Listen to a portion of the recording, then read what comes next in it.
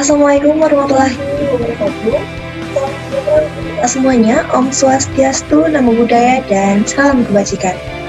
Oke, perkenalkan, nama saya Tafania Natalia Kasaitja dengan stambuk L551-20070. Saya merupakan mahasiswa dari Universitas Tadulako, jurusan Teknik Informatika, angkatan 2020. Nah, di sini saya akan melakukan review sebuah software atau aplikasi yang berbasis sistem informasi geografis. Nah, namun sebelum kita melakukan review terhadap aplikasi atau software geoportal ESDM, nah sebelumnya saya akan melakukan pengenalan terlebih dahulu mengenai apa sih itu sistem informasi geografis. Nah, tanpa berlama-lama langsung saja ya kita masuk pada pembahasannya. Oke, nah di sini ada beberapa topik yang akan saya bahas, di mana topik pertama yaitu ada pengertian sistem informasi geografis, komponen, jenis data, fungsi sistem informasi geografis, dan di sini kita akan masuk pada pembahasan mengenai softwarenya, yaitu kita mulai dari apa sih pengertian geoportal, fitur yang terdapat dalam software geoportal, manfaat dari geoportal, kelebihan geoportal ESDM, dan juga beserta kekurangannya, dan juga apa yang menjadi pembeda antara aplikasi geoportal dan software lainnya. Langsung saja kita masuk pada topik yang pertama, yaitu pengertian dari sistem informasi geografis. Nah, sistem informasi geografis adalah sistem berbasis komputer yang digunakan untuk menyimpan dan memanipulasi informasi geografis. Nah, sistem informasi geografis menggunakan data yang bereferensi geografis untuk mendukung analisa spasial, pengembalian keputusan dalam perencanaan dan pengelolaan penggunaan lahan, sumber daya alam, lingkungan, transportasi, fasilitas kota, dan pelayanan umum lainnya.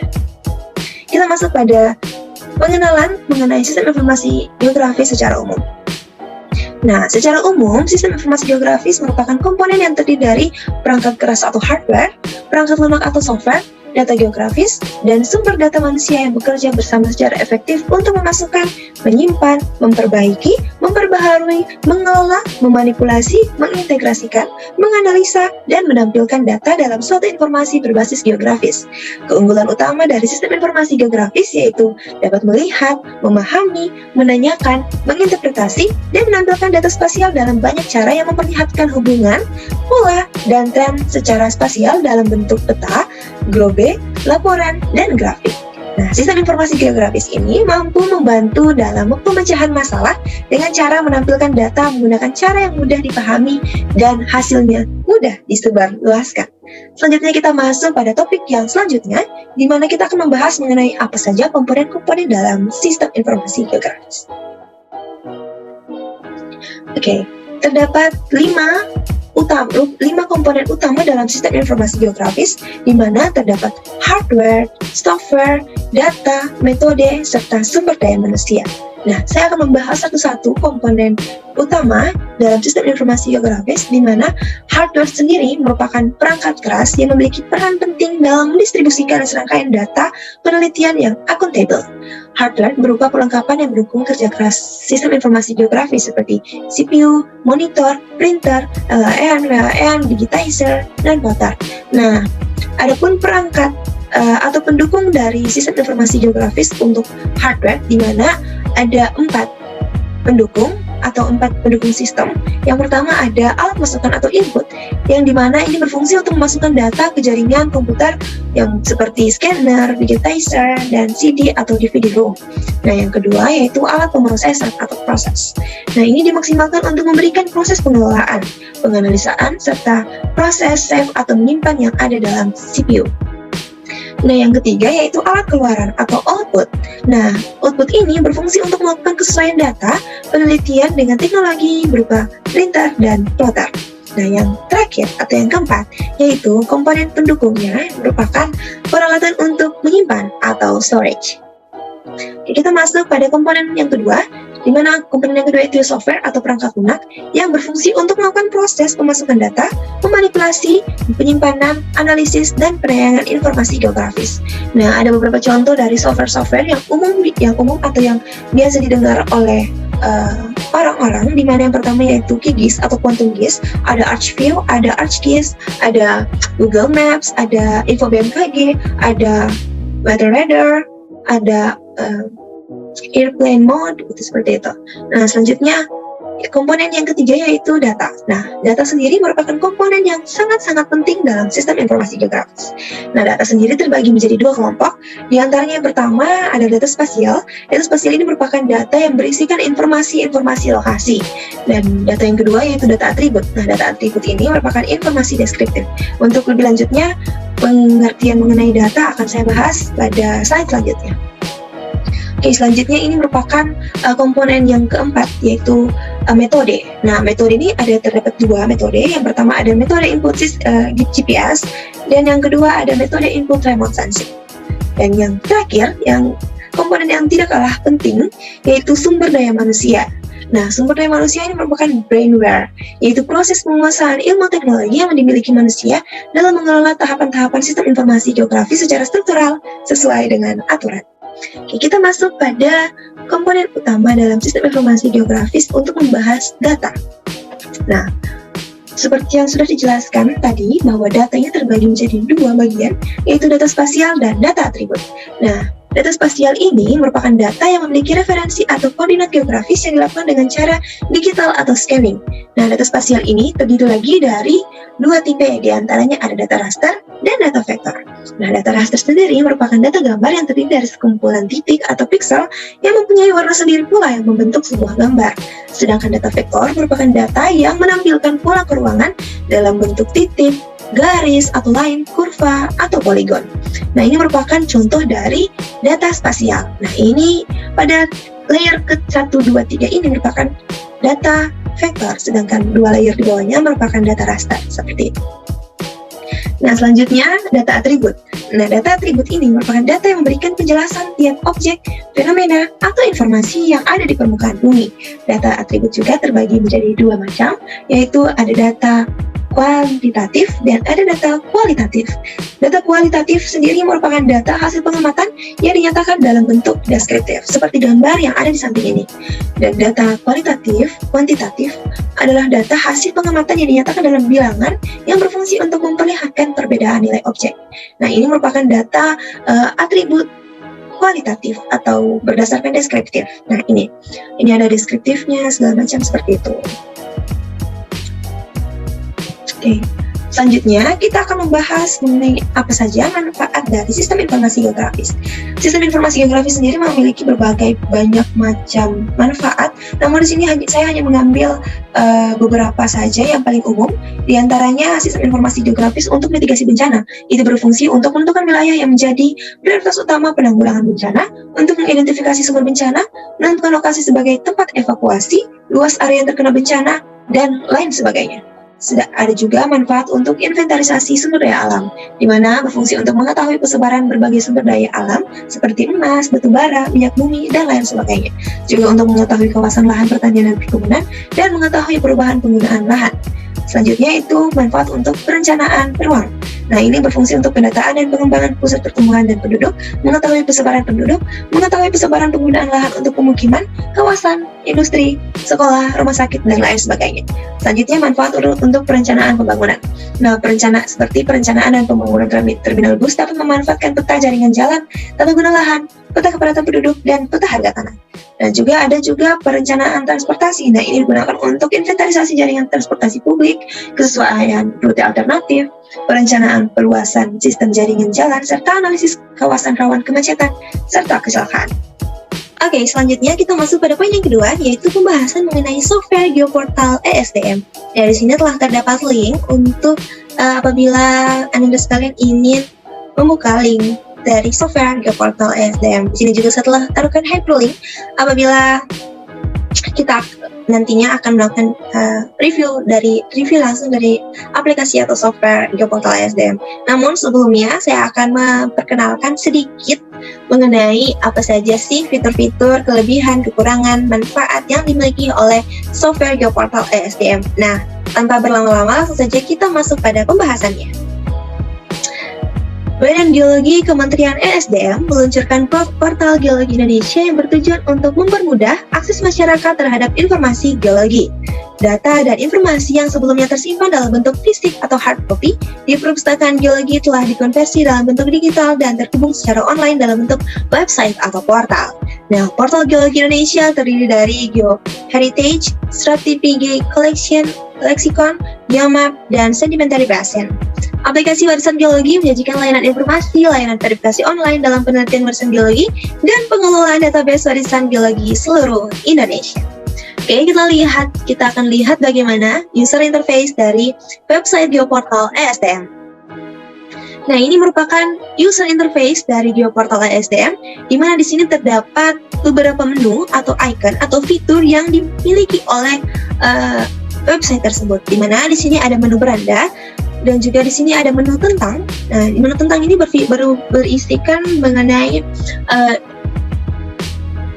aplikasi ESDM OneMap ini. Dan di sini juga terdapat menu peta. Nah, menu peta ini terdapat lagi kategori-kategori peta yang dapat kita lihat di sini, bahwa terdapat peta potensi EBTKE, peta proyek strategis, peta kebencanaan, peta mineral dan batu bara, dan masih banyak lainnya.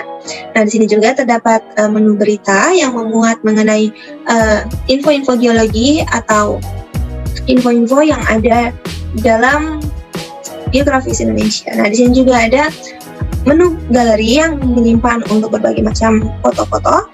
Juga di sini terdapat layanan publik untuk pengguna, dan di sini juga terdapat regulasi, portal, serta katalog. Nah, selanjutnya kita akan membahas mengenai apa saja sih kategori-kategori peta yang dimiliki oleh Geoportal ESDM. Nah, kita masuk pada contoh peta atau peta yang ada dalam Geoportal ESDM. Di sini ada peta kebencanaan. Nah, mitigasi bencana adalah serangkaian upaya yang mengurangi risiko bencana, baik melalui pengembangan fisik maupun penyadaran dan peningkatan kemampuan menghadapi ancaman bencana. Dalam melakukan tindakan mitigasi bencana, langkah awal yang harus kita lakukan ialah melakukan kajian risiko bencana terhadap daerah tersebut. Dalam menghitung risiko bencana sebuah daerah, kita harus mengetahui bahaya, kerentanan, dan kapasitas suatu wilayah yang berdasarkan pada karakteristik kondisi fisik dan wilayahnya.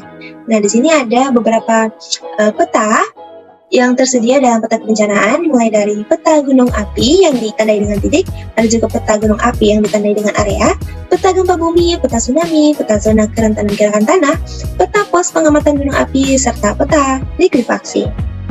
Oke, langsung saja kita masuk pada peta yang kedua. Nah, pada peta yang kedua ini merupakan peta persebaran minyak dan gas bumi. Nah, dalam mengelola data minyak dan gas bumi secara aplikatif, diperlukan pengelolaan data secara sistem informasi geografis berbasis PEPGIS, yaitu ESDM OneMap subsektor minyak dan gas bumi. ESDM OneMap merupakan alat bantu yang berfungsi untuk mengoptimalisasi data, mengintegrasikan semua data yang berkaitan dengan spasial atau koordinat geografis. Informasi data yang disediakan pada ESDM OneMap dapat membantu pemerintah dalam pengambilan keputusan, mendorong pemerataan pengembangan masyarakat sekitar kegiatan usaha dan gas bumi, membantu masyarakat, membantu para investor di bidang subsektor minyak dan gas bumi, serta lain sebagainya. Selanjutnya ada peta ketenaga listrikan. Nah, tenaga listrik mempunyai peran yang sangat strategis dalam mendukung atau mewujudkan tujuan pembangunan nasional. Usaha penyediaan tenaga listrik dikuasai oleh negara dan penyediaannya perlu terus ditingkatkan sejalan dengan perkembangan pembangunan agar tersedia tenaga listrik dan jumlah yang cukup merata dan bermutu. Nah, di sini pada peta tenaga listrikan terdapat beberapa jumlah peta, di mana ada dimulai dari peta jaringan listrik, peta persebaran lokasi gardu induk, persebaran pembangkit listrik, hingga peta kabel listrik bawah laut.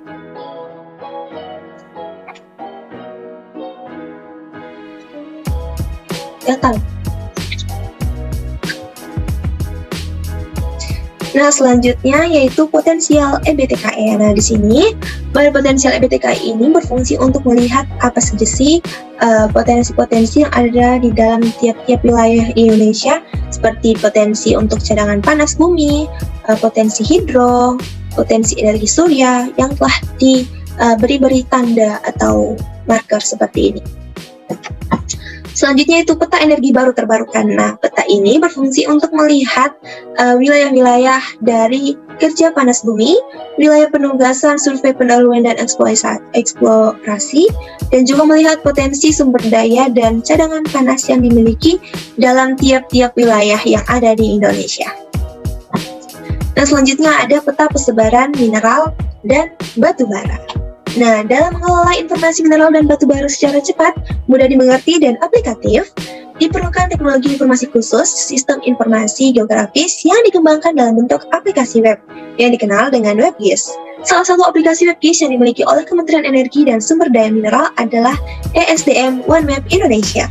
Nah, ESDM OneMap Indonesia mempunyai manfaat dan peran penting dalam sektor mineral dan batu bara.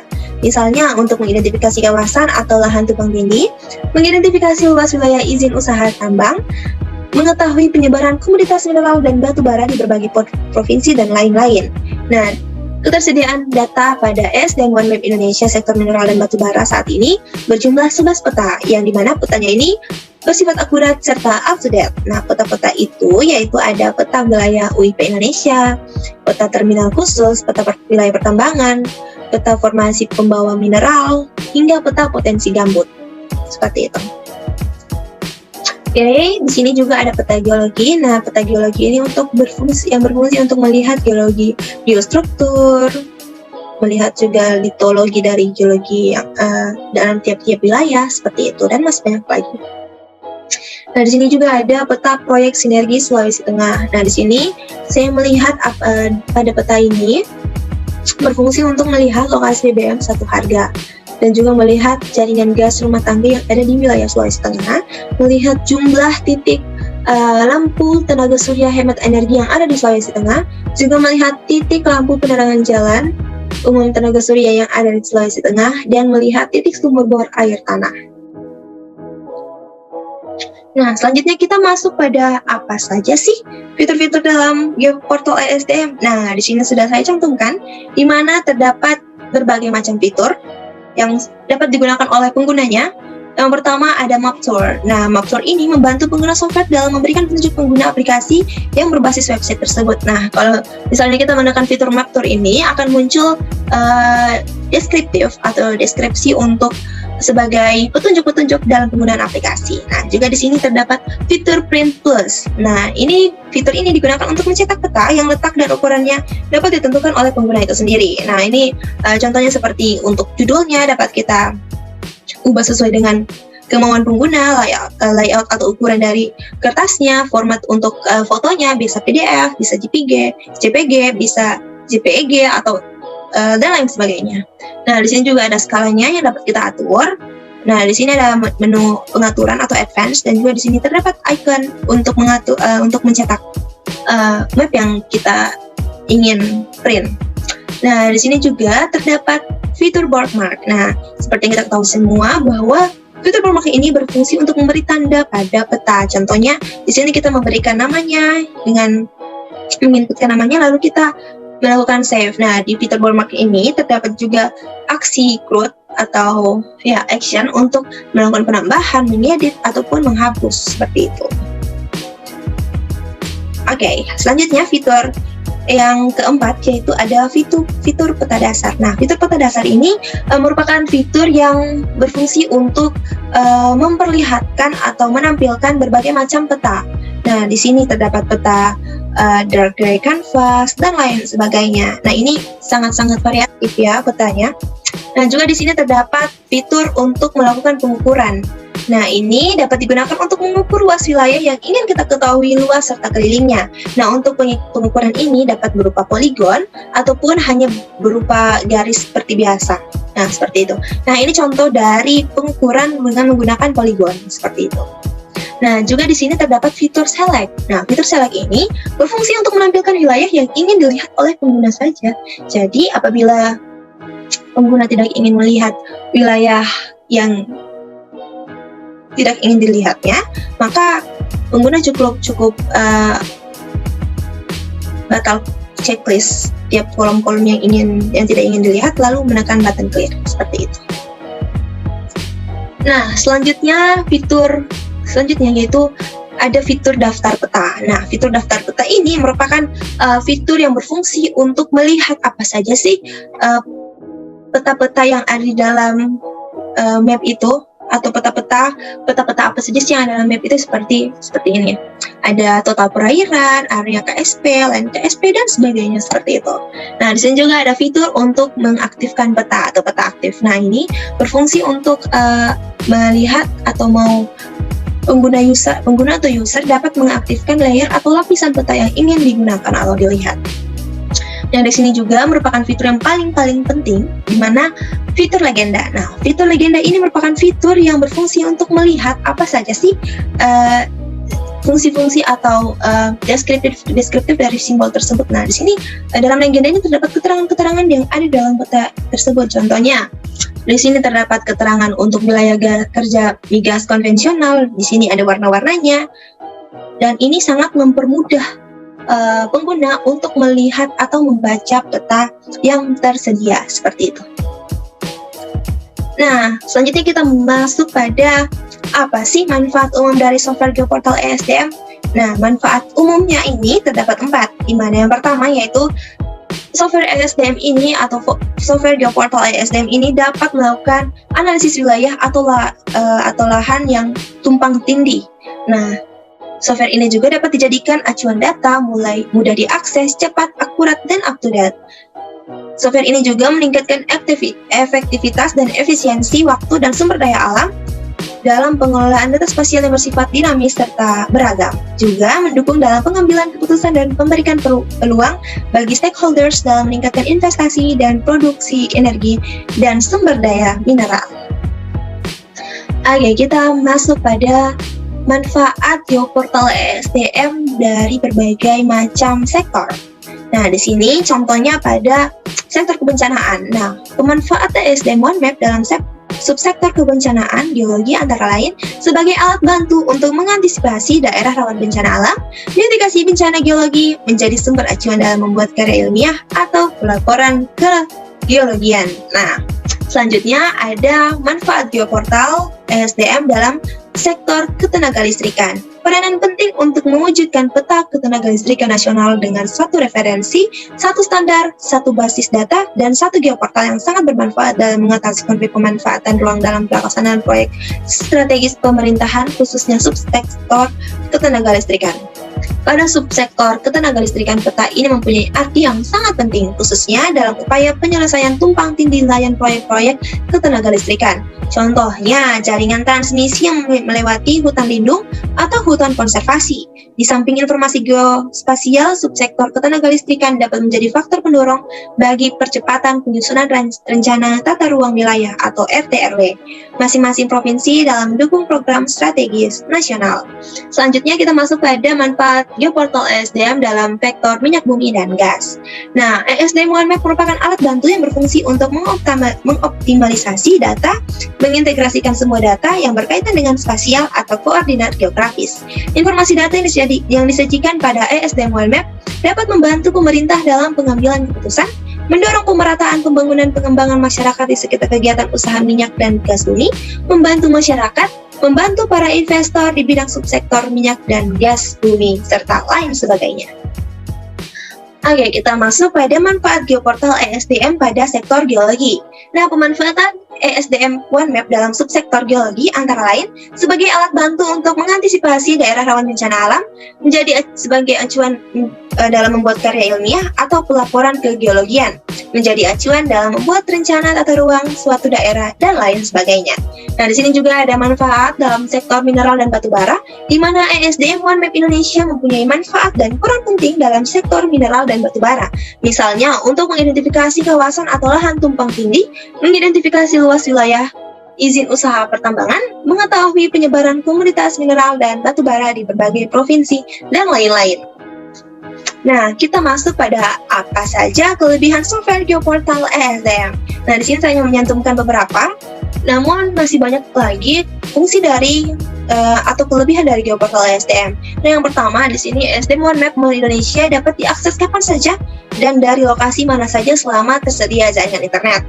Pengguna tidak perlu melakukan registrasi karena tidak ada kolom registrasi dan aplikasi dapat digunakan secara langsung. Nah, yang kedua, ESDM One Map Indonesia ini dapat diakses oleh semua orang atau sifatnya bersifat publik. Nah, yang ketiga, tidak ada biaya untuk mengakses ESDM One Map Indonesia selain internet yang digunakan untuk mengakses website ini. Sebagian besar data dan informasi geospasial yang tersedia di portal dapat digunakan bebas biaya atau free. Nah, yang keempat yaitu tersedia berbagai macam fitur yang dapat membantu pengguna dalam menggunakan website tersebut, seperti fitur-fitur yang telah saya jelaskan sebelumnya.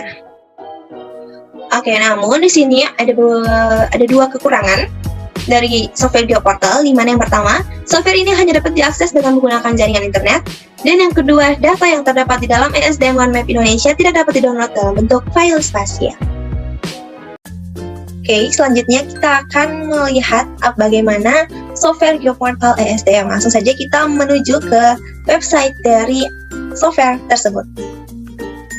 Nah, ini merupakan link untuk menuju ke website geoportal esdm.go.id yang telah saya cantumkan sebelumnya pada PowerPoint sebelumnya, seperti itu.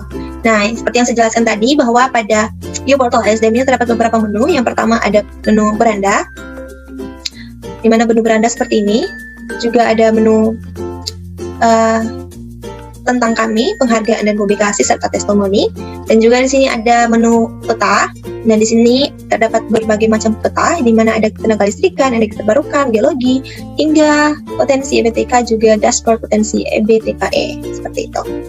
Nah, di sini juga ada fitur untuk melihat berita-berita yang ada di dalam atau yang terkandung di dalam website ini, di mana ada Badan Geologi meluncurkan portal Geologi Indonesia sinkronisasi data dengan Geomap, seperti itu. Jadi ada berita-berita penting, juga tersedia foto dan video, tersedia layanan publik, regulasi, portal, serta katalog. Oke, langsung saja kita melihat salah satu map. Nah, di sini saya akan melihat map dari peta kebencanaan. Nah, kita langsung, apabila kita ingin melihat dari peta kebencanaan ini, kita pilih mapnya, lalu kita scroll ke bawah hingga dapat button kunjungi. Nah, kita klik button kunjungi, lalu Windows dari software ini akan berpindah ke tampilan dari peta kebencanaan. Nah, ini kita akan menunggu loadingnya. Seperti yang telah saya sampaikan tadi sebelumnya, ini merupakan fitur-fitur yang tersedia, di mana ada peta dasar. Di sini kita bisa memilih apa peta yang ingin kita gunakan. Contohnya, di sini saya ingin memilih peta ini. Nah, petanya akan terubah seperti itu. Gitu. Jadi, di sini ada berbagai macam pilihan untuk peta yang dapat digunakan pada tampilan peta kebencanaan, seperti itu.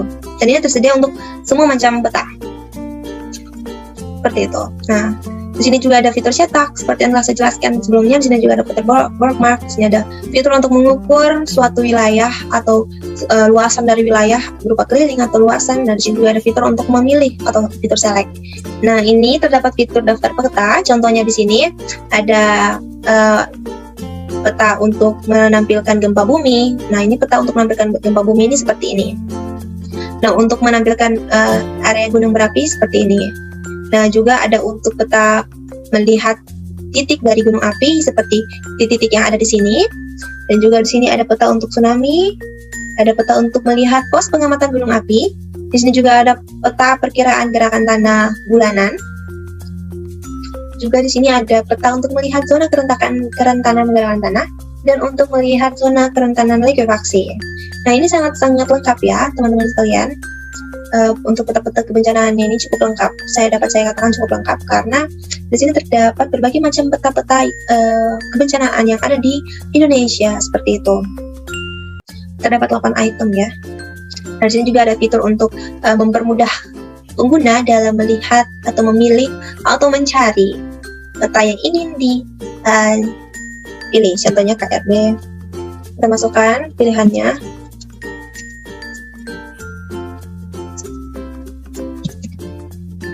Nah, di sini akan muncul pilihan dari suatu keterangan yang kita inputkan, seperti itu. Nah, di sini juga ada fitur peta aktif. Nah, peta aktif ini merupakan peta yang akan tampil pada fitur-fiturnya seperti ini. Kalau misalnya kita klik dan seperti ini, maka petanya tidak akan aktif. Nah, ini juga kalau misalnya kita tidak checklist ini, maka petanya tidak akan aktif. Nah, di sini juga kalau misalnya kita tidak checklist ini, maka peta dari Gempa Bumi tidak akan aktif. Dan di sini apabila kita tidak checklist peta dari zona kerentanan likuifaksi, maka petanya akan kosong. Apabila kita kosongkan semua, maka petanya akan tampil seperti ini. Nah, sekarang kita akan melihat bagaimana sih zona kerentanan likuifaksi. Nah, kita ambil contoh yang ada di Sulawesi. Nah, sebelumnya saya ingin melihat dulu bagaimana sih legenda-legenda yang tersedia di dalam sini supaya kita mengetahui, oh ini ternyata begini ya, gitu. Nah, di sini ada legendanya seperti yang telah saya jelaskan sebelumnya, bahwa legenda itu berisikan informasi dari tiap-tiap simbol atau tiap-tiap titik atau bentuk yang ada di dalam peta ini. Jadi ini legenda ini sangat mempermudah pengguna dalam melakukan atau membaca map sebuah peta. Nah, di sini juga ada fungsi untuk melakukan tambah data lokal seperti itu, di mana di sini dapat ditambahkan link berupa URL. Nah, di sini juga ada apabila kita ingin menambahkan data berupa file, di sini tersedia berupa CSV atau KML dan shapefile seperti itu. Dan di sini merupakan button untuk menuju ke informasi dari aplikasi atau software yang berbasis website ini.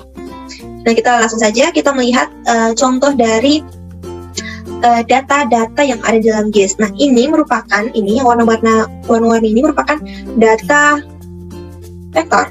Ya, kalau tidak salah, data vektor ya teman-teman. Betul, saya lihat kembali. Takutnya saya salah menyampaikan.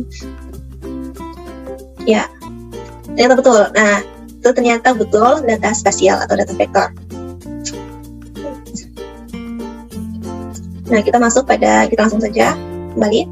Nah, ini merupakan data vektor yang berupa poligon atau yang membentuk suatu wilayah seperti itu. Nah, sedangkan untuk coba saya tekan salah satu lokasi ya, contohnya yang ada di Palu atau Sulawesi Tengah. Nah, ini apabila saya klik untuk wilayah yang berwarna pink tersebut, di sini keterangan dari legendanya, ini zona kerentanan likuifaksi ini bersifat tinggi. Nah, coba saya klik. Nah, apabila saya klik lokasi tersebut atau titik tersebut, maka website akan melakukan searching terhadap lokasi yang saya tandai tersebut.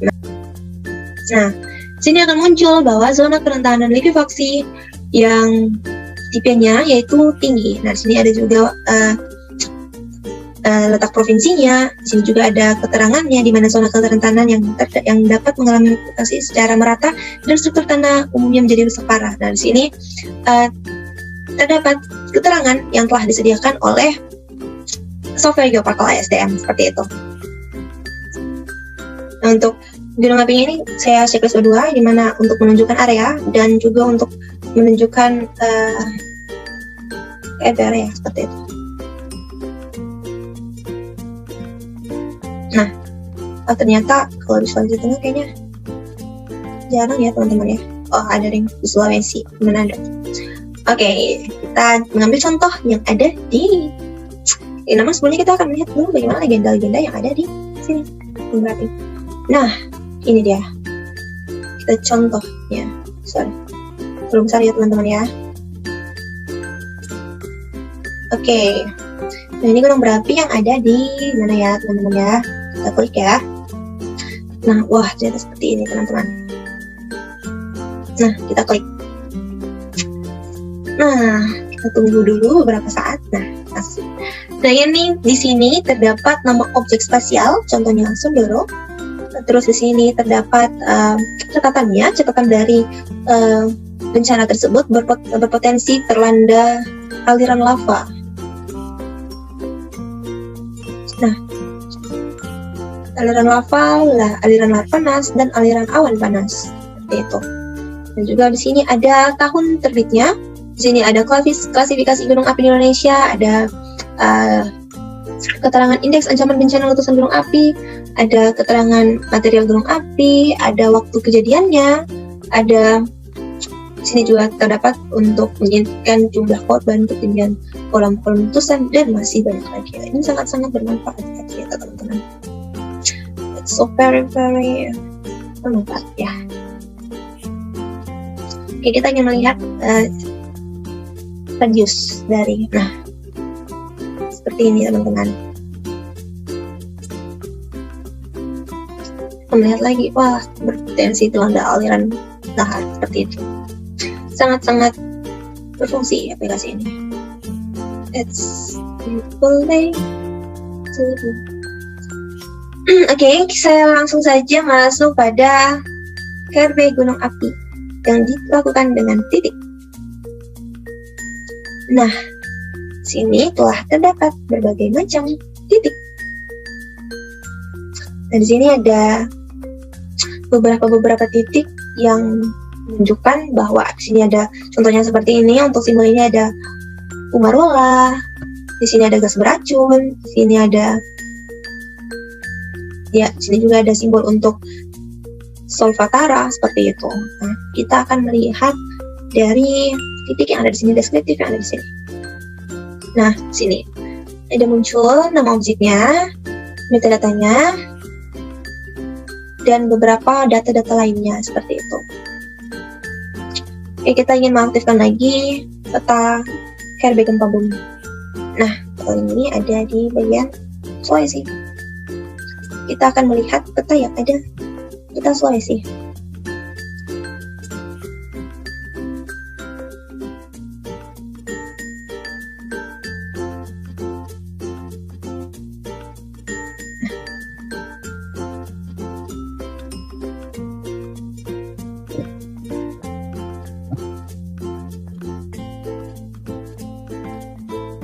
Nah, kita lihat dulu legenda-legenda yang tersedia di dalam aplikasi ini. Wah, ternyata untuk warna wilayah yang berwarna pink muda ini merupakan kawasan rawan bencana gempa bumi yang tinggi. Nah, untuk yang kuning, menengah, yang hijau bersifat rendah, dan yang biru muda, kawasan yang gempa buminya itu bersifat sangat-sangat rendah. Nah, untuk wilayah Sulawesi sendiri, rata-rata memiliki wilayah yang menengah, terutama untuk namun di bagian Sulawesi Tengah itu terdapat beberapa wilayah yang memiliki kawasan rawan bencana gempa bumi yang tinggi. Nah, di sini ada kawasan berpotensi terlanda goncangan seperti ini, dan juga di sini ada deskriptif lainnya seperti itu. Demikian review mengenai software sistem informasi geografis yang berbasis web, yaitu Geoportal ASDM. Lebih dan kurangnya saya mohon maaf. Wabillahi taufiq wal hidayah. Wassalamualaikum warahmatullahi wabarakatuh. Sampai jumpa.